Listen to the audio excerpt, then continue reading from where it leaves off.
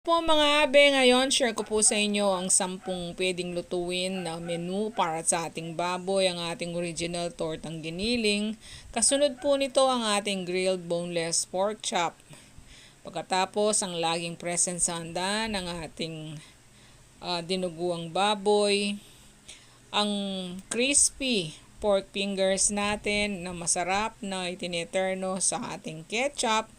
Ganun din po ang ating isaw. Niluto muna sa adobo style. Tapos po pinrito. Ngayon ang susunod po ang ating adobong baboy.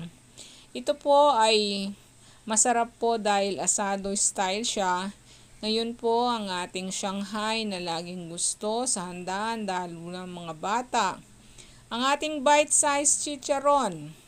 Lagi po itong crispy. Masarap